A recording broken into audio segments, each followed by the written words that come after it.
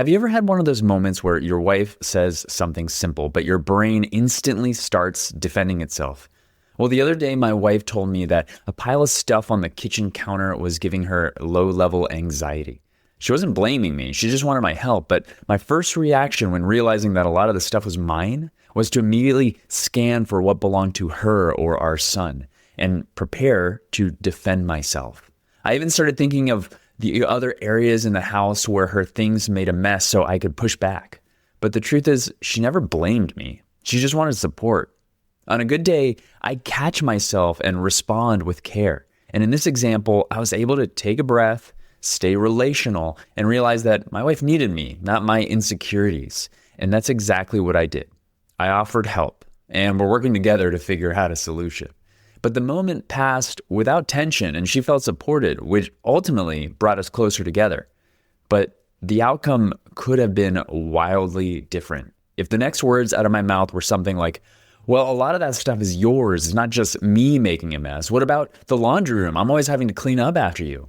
If I had gone that route, the conversation would have quickly escalated into a back and forth argument about who was messier rather than staying focused on what she actually needed, my help and partnership.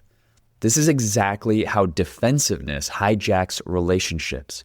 Instead of responding with care, it turns small moments into battles. And over time, these battles add up, creating distance instead of connection. Maybe you can relate. By the end of this episode, you'll understand why defensiveness happens, how it damages your marriage, and the practical steps you can take to stop it, so you can respond in a way that strengthens your relationship instead of tearing it down. So let's get going.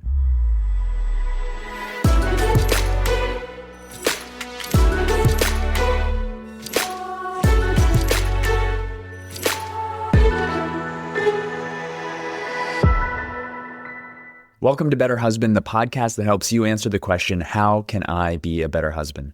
I'm Angela Santiago, a men's marriage and relationship coach, and each week I bring you practical insights to improve your marriage. As I mentioned in the intro, today we're going to break down why so many of us react with defensiveness, how it impacts our marriage, and most importantly, what we can do to change it. We all want to feel understood and respected in our relationships, but defensiveness often gets in the way. What's important to understand is that our brains are wired to protect us. When we hear criticism, even when it's not meant as an attack, it can feel like a threat. This triggers our fight or flight response, which makes us react without thinking. Back in the day, men like us had to protect ourselves and our families from real danger, like wild animals or enemy attacks. But luckily, today, that's not the case for most of us. However, the same instinct still kicks in during arguments with our spouse, even when there's no real threat. Instead of running from danger, we put up emotional walls to defend ourselves. Here's some common triggers for defensiveness and why they happen. The first one is feeling misunderstood or accused. If your wife says something that feels unfair, it's natural to want to jump in and explain yourself. You just want her to get where you're coming from, but trying to fix her words in the moment usually makes things worse. The more you try to fix what she's saying, the less she feels heard, and the argument escalates instead of resolving. Another common trigger is the fear of being seen as not enough. For many men, being a good husband, father, and provider is deeply tied to our sense of worth. So when your wife expresses frustration about something, whether it's household chores, emotional connection, or quality time, it can feel like she's questioning your value as a man. This fear of not being enough triggers a defensive response, but instead of bringing reassurance, it often creates more distance. Another common trigger is thinking that fairness is more important than connection. You see, a lot of men get stuck with this idea of keeping score in a marriage. I did this, so you should do that. Or it's not fair for you to be upset when I tried my best. Keeping score in a marriage is not going to work. Real connection happens when you focus on understanding and supporting each other instead of tallying up who did what. So what can you do instead? Well, here are 4 strategies that will help you stay connected even in tough conversations. The first one is slow down and recognize it. Awareness is key. The first step is catching yourself in the moment. And when you feel the urge to defend, take a breath before responding. That short pause can stop an argument from escalating. The second step is to reframe any sort of criticism that's coming at you as a request. When she says you never listen, it might feel like an attack, but what she's really saying is, I need you to hear me right now. If you can shift your mindset to that, your response will be completely different. So your wife's frustration is often a signal that she's asking for something deeper. A way you can practice this is try to mentally translate complaints into what your wife is actually asking for. Under every complaint, there is a request. The third strategy is for you to respond with curiosity, not justification. Instead of saying, that's not true, try, tell me more about why you feel that way. Asking questions diffuses conflict and shows that you actually care and you want to understand what is actually going on. The fourth strategy, validate without explaining. When you validate your wife's feelings, you're not admitting that she's right or that you're wrong. You're simply letting her know that she's heard, which is what truly matters. An example of this can look like, I understand why you feel like I haven't been present. That makes sense. I've been working more and I haven't been prioritizing our time together the way I should. I appreciate you bringing that up. When validating, you are at your partner's service, helping them return to connection. Once emotions settle and connection is restored, then if it truly serves your relationship, you may share your perspective from a place of vulnerability. Now that we've gone over those key strategies, let's talk about how you can actually implement them in your daily life. Change doesn't happen just by knowing what to do. It happens by practicing it consistently. So here are some ways you can start building the skill right now.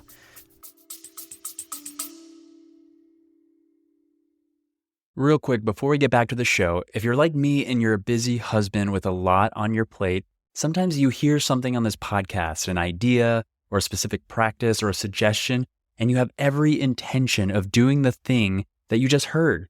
But life gets busy and sometimes you forget.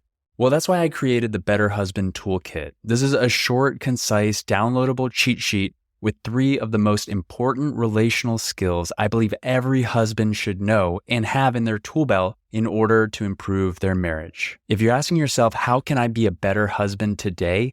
Go to betterhusbandtoolkit.com and download the short document.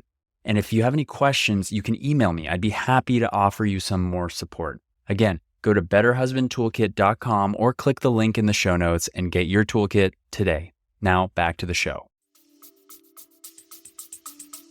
The first one is called the 3-second pause, and it's exactly what it sounds like. When you feel that surge of defensiveness rising, take a deep breath and count to 3 in your head before saying anything. This simple pause gives you just enough space to shift from reacting emotionally to responding intentionally. Practice this in small moments, even outside of conflict, so that when tensions rise, it's second nature. The second skill you can practice is a daily validation practice. Make it a habit to actively validate your wife's feelings, even in moments where you don't completely agree. Try saying something like, I get why that would be frustrating, or that makes sense. When you practice validation in everyday conversation, it becomes easier to use during heated discussions.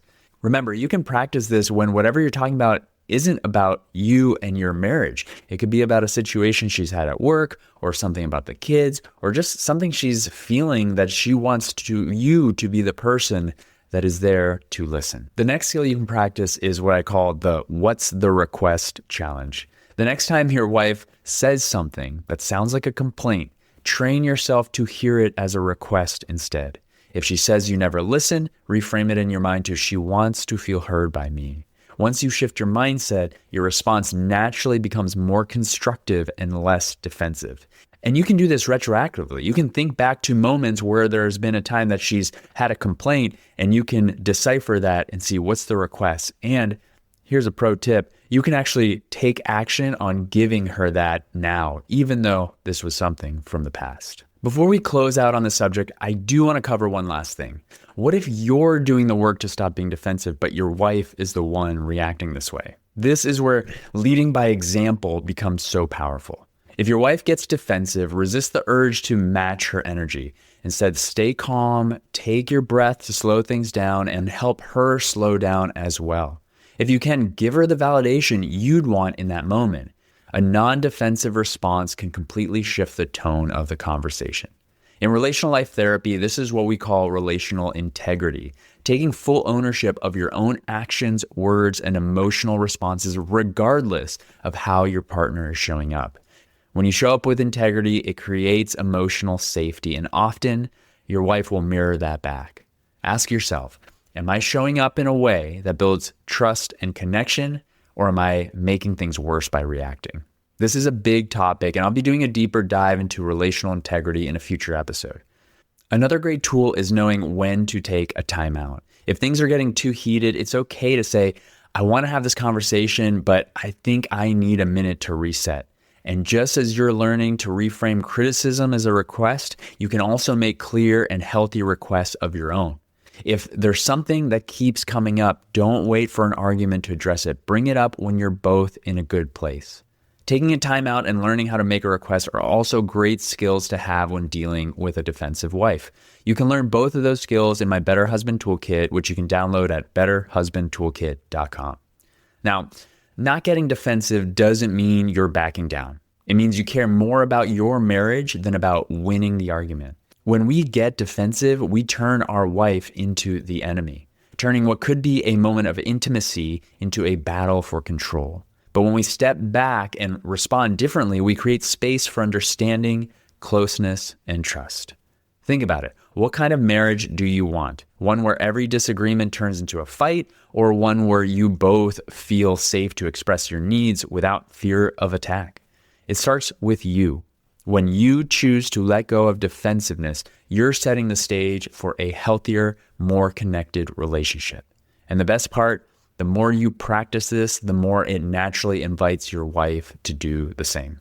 So let's do a quick recap of what we covered today so you can start applying this in your own marriage. First, slow down and recognize when you're getting defensive. Your first instinct might be to push back, but taking a breath and pausing for even a few seconds can completely change the course of a conversation. Your goal isn't to suppress your feelings, but to create space for a better response. Next, reframe criticism as a request. Instead of seeing your wife's frustration as an attack, try to hear what she's actually asking for. Most of the time, beneath the complaint is a real need for connection, support, and reassurance. Next, respond with curiosity, not justification. Asking questions like, can you tell me more about why you feel that way? Helps diffuse tension and shows that you care about her experience. The more curious you are, the less defensive you'll feel. And finally, validate without explaining. Acknowledging your wife's emotion doesn't mean you're agreeing or taking blame. It means you're making her feel heard. Resist the urge to justify your actions and instead focus on reconnecting first. The right time to explain your side comes later, once emotions have settled. And this all takes practice, but small changes create big results. Here's my challenge for you. Try one of these techniques this week. Notice when you feel defensive, take a pause, and choose a better response. Remember, when you drop defensiveness, you open the door to real connection. I'm Angela Santiago. Thank you for joining me on Better Husband, and I'll see you on the next one. Thank you so much for listening. Before you go, I have a quick request. If you've ever gotten any value from the show and you want the show to continue to grow, to access bigger and more knowledgeable guests, and to keep providing you with more ways that you can be a better husband in your marriage, simply leave a rating and a review if you're listening on Apple or Spotify. It only takes a few seconds, and those reviews go a long way in attracting more experts and bigger guests to the show. So if you're feeling up to it, as a favor to me, I'd love to see a rating and a review from you. Thank you so much for being a listener and all your support.